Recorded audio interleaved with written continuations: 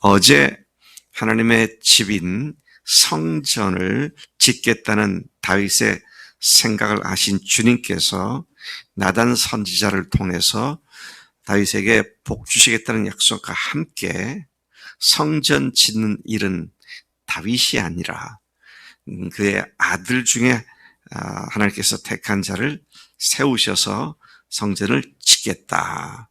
그렇게 말씀하시면서 다윗의 의도를 거부하시는 그런 말씀을 하셨습니다. 자, 이쯤 되면 다윗은 매우 실망할 수도 있고요. 또 속이 상할 수도 있겠는데 오늘 본 말씀은 그가 그와 같은 하나님 말씀을 전해 들은 뒤에 하나님을 찬양하고 하나님께 감사하고 하나님을 찬양하고 그리고 간구하는 다윗의 기도를 하는 모습을 보게 됩니다. 18절부터 21절까지를 보면 자신을 사랑해 주신 하나님께 먼저 감사하는 내용의 기도를 하고 있습니다. 오늘 여기 18절에 보면 다윗 왕이 여호와 앞에 들어가 앉아서 이르되, 아예 그가 하나님 앞에 들어가 앉아서 좌정하고 기도하는 일에 집중하는 그런 모습을 볼 수 있습니다. 여러분, 우리가 많은 시간들 기도하고 많은 시간들을 주 앞에 나아가지만 전부 작정하고 나아가서 주님의 음성을 듣고 그것이 훗날 나에게도 나 자신에게도 기억될 수 있는 그런 의미심장한 기도하는 시간을 갖는 것이 매우 필요하다. 그래서 매일 그날이 그날이고 그런 기도가 아니라 일생 동안, 심지어 오늘 다윗의 기도는 그 후 3000년이 지난 오늘날까지도 여전히 우리들에게 전해지고 있는 이런 기도를 그날 그가 하나님 앞에 들어가 앉아서 기도한 이 모습을 우리가 여기서 보게 됩니다. 자, 그가 먼저 21절까지 하나님께 감사하는 기도를 합니다. 그는 초라했던 본래 자신의 근본 자리에서 어떻게 하나님께서 자신을 높여주셨는지를 감사하면서 심지어 지금까지 베풀어 주신 것만도 황송한데 그와 그의 집안의 장래까지도 하나님께서 복 주시겠다고 약속하시니 무슨 말씀으로 더 이상 제가 말씀드리겠습니까? 더 이상 드릴 말씀이 없습니다. 참 하나님께서 원래 자기가 어떤 비천한 자리, 그가 어떤 비천한 자리 있었습니까? 양치기 자리에 있었습니다. 양들의 똥 오줌 냄새를 맡으면서 그 험한 골짜기나 벌판과 시냇가를 뛰어다니면서 양을 몰던 그였고요. 또 그가 얼마나 연약하게 보였는지 사무엘이 다윗의 아버지 보고 내 집 아들 중에 하나에게 기름 부을 테니까 데려와라. 이거 7 형들을 다 데려오고 다윗은 데려오지도 않았어요. 그래서 사무엘 우리 묻잖아요. 이게 네 아들 전부냐? 그러니까 아니요. 하나가 있는데 걔는 저 양치기입니다. 뭐 이런 식으로 얘기를 하니까 아니다 데려와라. 그러니까 집안에서도 그렇게 뭐 이렇게 주목받지 못한 어렵기도 했지만 또 그렇게 형들에 비해서 체격도 우람하거나 그렇지도 않았던 것 같아요. 자, 그런 자신을 하나님께서 그 우여곡절 끝에 왕으로 세워주신 것만 해도 어떻게 내가 이 은혜를 감사할 수 있을까? 다윗이 평생 이런 마음으로 산 사람이었던 것을 확인하게 됩니다. 여러분, 우리가 평생 주님의 은혜를 놓치지 않을 수 있는 비결이 뭐예요? 원래 주님이 나를 사랑하지 않았으면 나는 지금 어떤 자리에 있는 비천한 존재였는가? 본래 나를 제대로 아는 겁니다. 그런 나를 이렇게 높이셨구나. 저로 말씀드릴 것 같으면 강원도 감자바위잖아요.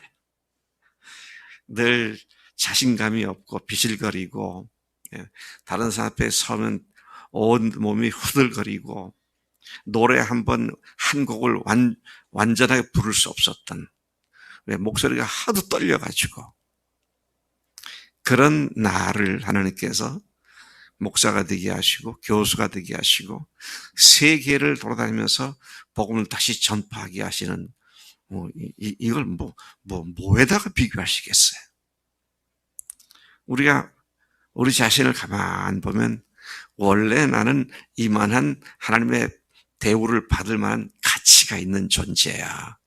그럴 사람이 세상에 어디 있어요? 아무도 없는데 세상 사람들이 다 하나님을 무시하고 살아요. 다 하나님을 우습게 여기고 살고. 네. 우리 그래서 주님께서 우리에게 말씀하시기에 목숨 걸고 사랑하라 그랬는데, 조금 피곤하면 내 이 육신 덩어리 이거 아끼느라고 그냥 새벽기도 안 나오고, 또 제가 보니까 그래요. 간증 쓰자. 근데 왜 안 쓰는가 가만 봤더니 여러 가지 이유가 있지만 토요일까지 안 쓰니까 결국 안 써요. 근데 딱 자리를 정해놓고 앉아가지고, 우리 집사람은 딱 쓰는 시간이 정해져 있어요. 수요일날 오후에 딱 앉아가지고 딱 쓰더라고 보니까. 항상 그 시간에 거기 앉아 있어요. 근데 그렇게 하지 않으면 이것저것 다 하고 시간이 나면 여유가 있으면 그건 주님 섬기는 태도가 아니죠. 원래 우리가 이런 존재였는데, 그래서 이 다윗이 뭐라고 일합니까? 19절에 보니까 주 여호와여 주께서 이것을 오히려 적게 여기시고 또 종의 집에 있을 먼 장래일까지도 말씀하셨나이다. 주 여호와여 이것이 사람의 법이니이다. 이것이 사람의 법이니이다가 조금 문맥상에 맞지 않는 것 같아서 제가 영어 성경을 찾아보니까 오 대주제이신 하나님, 이것이 사람을 대하시는 당신의 방법이십니까? 이렇게 높여놓고도 또 장래까지도 보장하시고 복 주시는 하나님, 이게 사람을 대해 주시는 하나님의 방법이십니까? 감탄해서 감사해서 이런 기도를 하고 있는 것을 보게 됩니다. 20절도 보면 주 하나님께서 당신의 종인 나를 철저히 아시니 제가 주님께 무슨 더할 말이 있겠습니까? 주님께서 세우신 뜻과 목적대로 주님께서는 이렇게 크나큰 일을 하시고 또 그것을 이 종에게까지 알려주셨나이다. 그러면서 22절부터 27절까지는 하나님을 찬양합니다. 감사는 하나님께 해주신 일 때문에 하나님을 높이는 것이죠. 찬양은 하나님이 어떠한 분이시기 때문에 하나님 자신을 높이는 것인데, 그가 여기에서 하나님을 찬양한 가장 큰 주제는 하나님의 위대하심입니다. 하나님의 거대하심입니다. 하나님의 greatness, 크신 분이시다. 주 여호와여 주는 위대하시니 이는 우리 귀로 들은 대로 주와 같은 이가 없고 주 외에는 신이 없음이니이다. 이 세상에 하나님 같은 존재 아무도 없습니다. 이제 이런 찬양을 하고 있는 것을 보게 되죠. 자, 그러면서 하나님께서 크고 두려운 일을 애굽과 많은 나라들과 그들의 신들에게 행하셔서 주의 백성 이스라엘을 세우시고 영원한 주의 백성으로 삼으셨으므로 주께서 그들의 하나님이 되셨다고 그분의 위대하심을 찬양하고 있는 것입니다. 와, 출애굽 사건만 생각해도 엄청나잖아요. 바다를 가르고 이스라엘 양의 피가 문설주에 발려져 있는 이스라엘 집의 장자들만 치지 않고 애굽 다 장자를 치고 어마어마한 일을 하셨잖아요. 그 홍해까지 가르고 광야를 40년간 농사나 목축업도 하지 않아도 다 먹이고 입히고 살리신 그 하나님의 크심을 그가 감탄해서 지금 하나님의 크심을 찬양하는데, 주님의 죽으심과 부활하심에 그걸 비교하겠습니까? 그 어마어마한 출애굽 사건이라고 하지만 하나님 자신이 오셔서 우리를 위해 죽으시고 부활하신 그것과 비교가 되냐고요. 우리 하나님을 찬양하고 드높일 일은 이 엄청난 거대한 일을 행하시는 크신 하나님, 천상하지에 어떤 신도 하나님 같은 분 없다고 지금 다윗이 그렇게 찬양하고 있는 것을 보게 되죠. 또 그들을 가나안 땅에 정착시켜서 그들을 거기서 심어주신 것을 찬양한다 그랬는데 우리는 어떻습니까? 십자가의 부활로 그 크신 사랑으로 우리를 구한 뒤에는 하나님의 교회로 정착시키셔서 교회 속에서 주님이 영원히 거하시는, 그리고 언젠가 장래일은 어떻습니까? 삼일째 하나님 속으로 완전히 하나가 돼서 들어가는 그 놀라운 일을 행하실 걸 생각하면 세상에 이런 하나님이 어디 계신가? 여러분, 세상에 수많은 신들이 있잖아요. 종교들이 있잖아요. 그것들 중에, 그 많은 종교들 중에 사람들이 하나님을 자기들이 믿는 신을 위해서 불도 태우고 자식도 바치고 그렇다는 얘기는 우리가 수없이 들어왔는데 그 신들 중에 사람을 위해서 그 신이 죽었다는 말을 들어본 적이 없잖아요. 이건 들어본 적이 없는 얘기입니다. 근데 하나님이 누구예요? 유일하신 하나님, 참되신 하나님, 창조주 하나님, 그 하나님이 오셔서 우리를 죽으시고 부활하셨다. 그리고 교회로 우리를 부르셨다. 우리가 영원토록 주님 나라 가서도 이 은혜를 감사할 수밖에 없는 그런 우리의 모습을 발견하게 되는 것이죠. 29절까지 말씀해 보면 25절부터 이제 하나님께 감사하고 찬양한 다윗이 어떻게 합니까? 간구합니다. 간구합니다. 여러분, 우리가 기도할 때 먼저 감사와 찬양으로 나가고 그 은혜에 감사하면서 찬양하면서 간구하는, 이게 굉장히 중요한 기도의 방식이다라는 것을 또한 생각하고 배우게 되는 것입니다. 자, 그런데 그가 무엇을 기도했어요?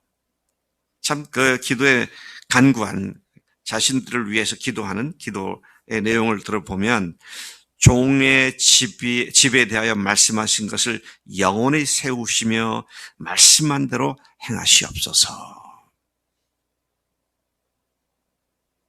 다시 말씀드리는데요, 그는 말씀 가지고 기도했습니다.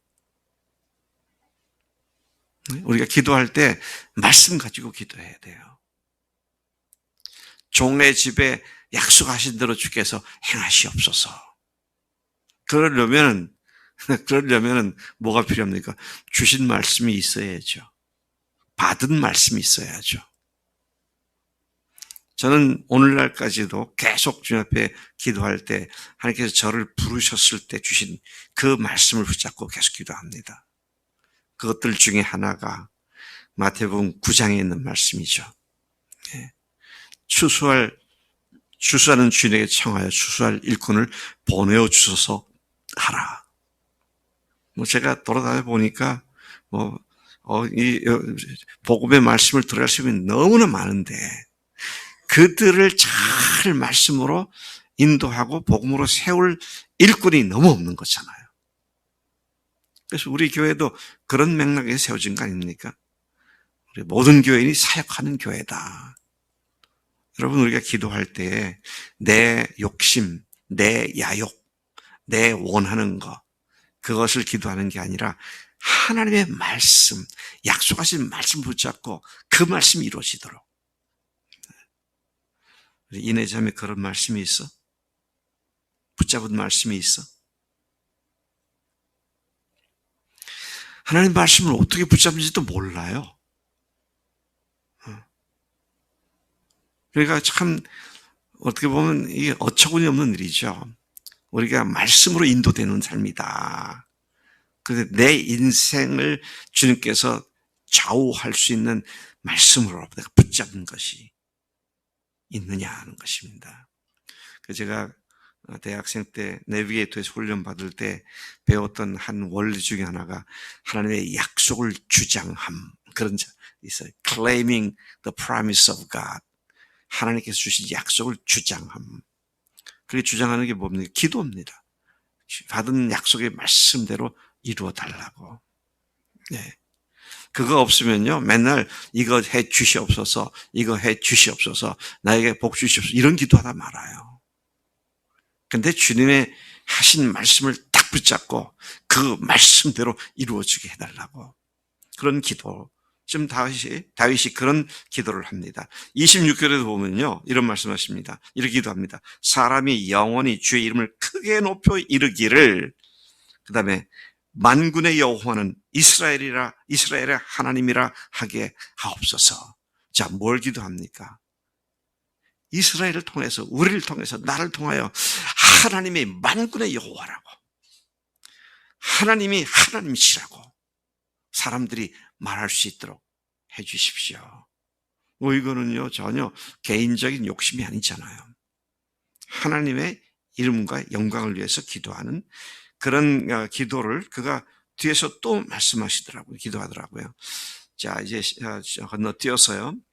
자, 그런 연후에 그 다음에 다윗이 자신의 집이 영원히 복받게 되기를 기도하고 있습니다. 27절, 주께서 종의 귀에다